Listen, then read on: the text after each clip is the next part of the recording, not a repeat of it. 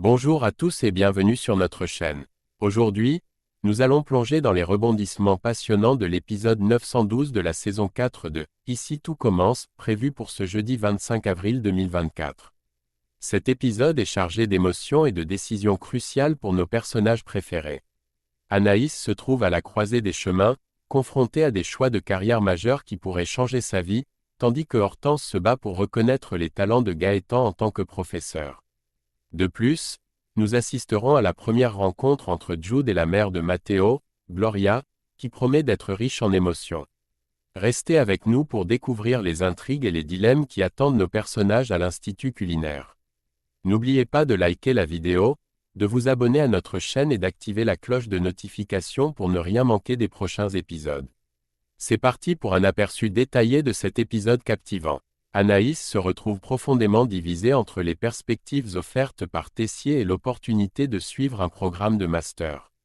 Dans un élan de détermination, elle confronte Tessier, exprimant fermement son refus de se laisser influencer par ses désirs personnels concernant sa carrière.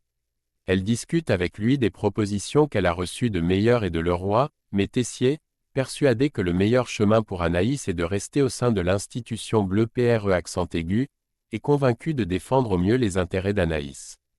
Toutefois, David observe la situation et accuse Tessier de manipuler Anaïs à son avantage, insinuant que ses motivations ne sont peut-être pas aussi altruistes qu'il le prétend.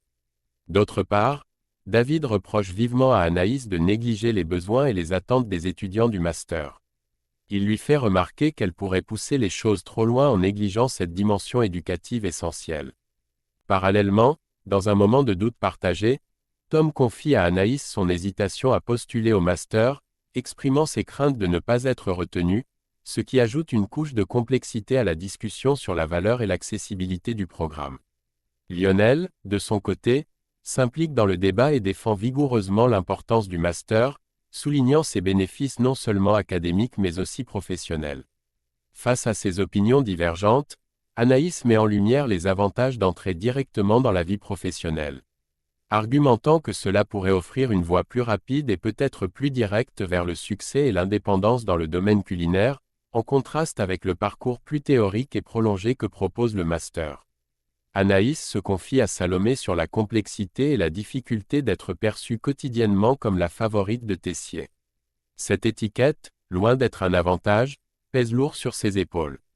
Par ailleurs, Rose propose à Anaïs de développer un module spécifique pour le master lors de la prochaine année académique, ce qui pourrait marquer un tournant positif dans sa carrière. Cependant, une ombre plane sur leur projet. Anaïs apprend que Tessier envisage de supprimer le programme de master. Devant l'urgence de la situation, elle décide de divulguer cette information à Rose et Clotilde, espérant trouver une solution pour contrer cette décision. Rose, avec une détermination sans faille, s'engage à se mesurer à Tessier pour défendre le programme. Clotilde, quant à elle, confronte Tessier et lui révèle que c'est Anaïs qui a informé tout le monde de ses plans, dissipant ainsi ses soupçons initiaux sur Claire. Face à cette trahison, Tessier, furieux, confronte Anaïs. Lors de cette confrontation intense, Anaïs prend une décision irrévocable, elle informe Tessier qu'elle ne souhaite plus travailler sous sa direction. Elle le qualifie de toxique et exprime clairement son désir de se dissocier de lui, refusant catégoriquement toute future collaboration. Cette décision marque un tournant crucial dans la vie professionnelle d'Anaïs, alors qu'elle cherche à se libérer de l'influence néfaste de Tessier et à avancer vers un avenir qu'elle désire modeler selon ses propres aspirations. Dans un autre contexte, Hortense discute avec Gaëtan de son module sur les aliments aphrodisiaques. Elle est impressionnée par l'approche de Solal, qui lui a proposé des recettes incluant du beurre et de la crème.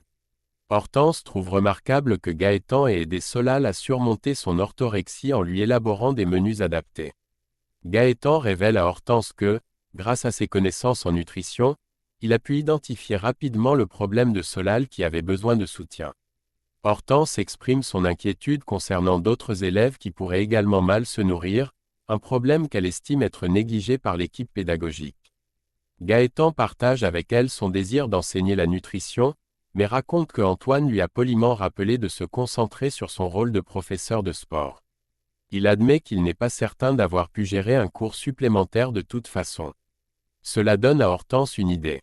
Déterminée, Hortense se dirige vers le bureau de la direction où elle trouve Antoine en discussion avec Olivia.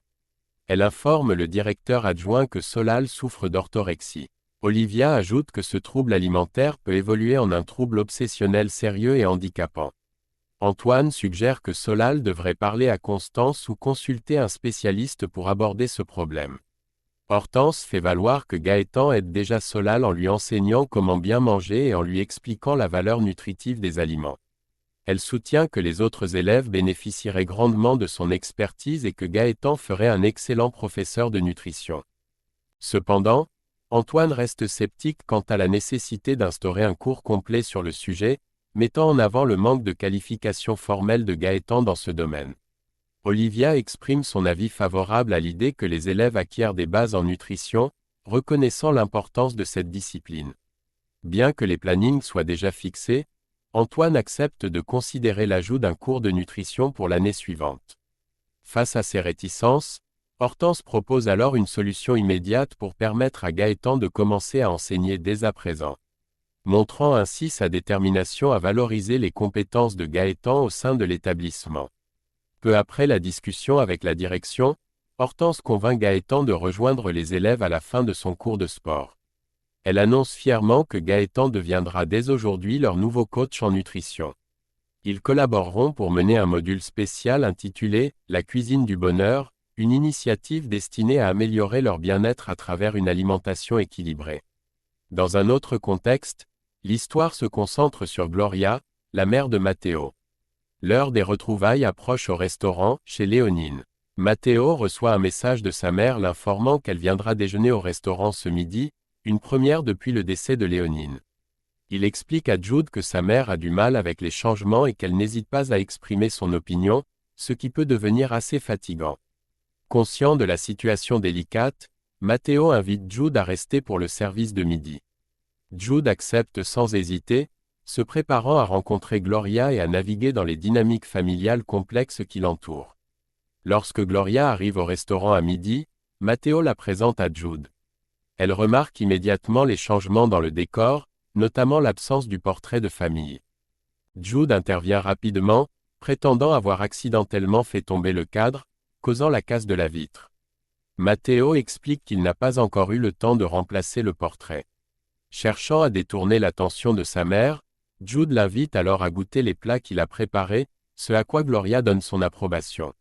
Cependant, elle exprime une légère déception, espérant rencontrer la petite amie de Matteo qu'elle a entendu dire être une serveuse du restaurant. Jude explique que la jeune femme en question est à l'institut toute la semaine.